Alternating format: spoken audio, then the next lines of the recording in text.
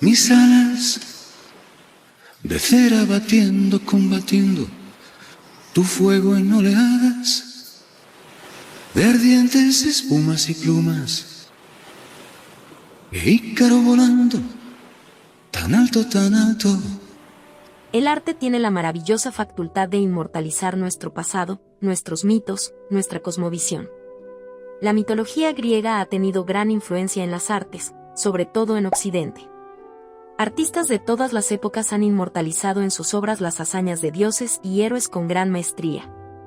Hoy abordaremos algunas sobre Ícaro, hijo de Dédalo, un ingenioso arquitecto y escultor quien fue desterrado de Atenas y refugiado en Cnosos en la isla de Creta.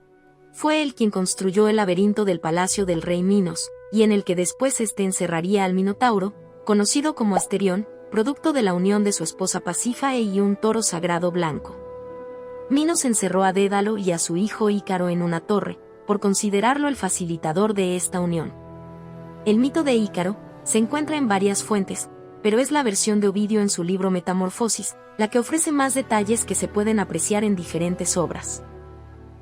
Por ejemplo, en este bajorrelieve en la Villa Albani en Roma. O en la obra del pintor francés, Charles Le Brun, se puede apreciar la escena donde Dédalo confecciona las alas con hilo y cera, y su ajuste al cuerpo de Ícaro. En la narración nos dicen que el padre parte del centro para hilvanar las plumas de menor a mayor tamaño, y darles cierta curvatura para imitar a las aves de verdad. Otro pintor, el flamenco Antonio van Dyck, nos muestra en su obra la escena donde Dédalo da consejo de prudencia a su hijo adolescente antes de partir, al advertirle que debía volar a una altura media, ni muy bajo para que el agua del mar no agotara sus alas, ni muy alto donde el sol pudiera derretir la cera que las unía.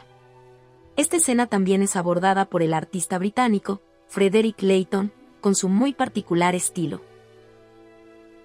Por el pintor francés Laurent Pechot. Los italianos Andrea Sacchi y Horacio Riminaldi. Otra escena del mito es cuando Ícaro emprende el vuelo, seguido y apoyado por su padre, instante que plasma el artista francés, Charles Paul Landon, en su famosa pintura ubicada en el Museo de Bellas Artes y del Encaje en Alençon, Francia. Por cierto, un préstamo indefinido que hizo el Museo del Louvre a este museo desde 1861. La escena de la caída de Ícaro, al dejarse llevar por el placer de volar más y más alto, sin pensar en las consecuencias que le había advertido su padre, es retomada por varios artistas, cada uno con su estilo particular. Tal es el caso de esta obra del artista franco-ruso Marc Chagall, exhibida en el Centro Pompidou en París.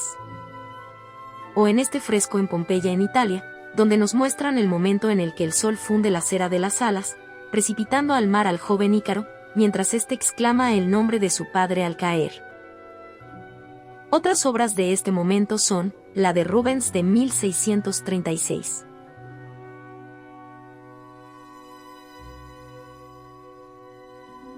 Y la de Peter Bruegel el Viejo, quien parece dar muy poca importancia a Ícaro, y darle más peso en su representación al trabajo de los pescadores, pastores y labradores, que se mencionan en el mito de Ovidio como testigos de la caída. Finalmente, la muerte de Ícaro es representada en dos obras, nuestras favoritas de este tema. La de Alexandre Cabanel y la del inglés Herbert Draper, de 1898, que le hizo acreedor a la medalla de oro en la Exposición de París en 1900, y en la que el artista se da la extraordinaria libertad de incluir unas ninfas con la técnica del claro-oscuro, que por cierto no son mencionadas en el mito clásico, en el que solo se nos habla del sufrimiento de Dédalo, al observar las plumas de su hijo flotando sobre las olas del mar. Antes de cerrar, comentar que el mar de Icaria, en el mar Egeo, recibe su nombre de este personaje mitológico.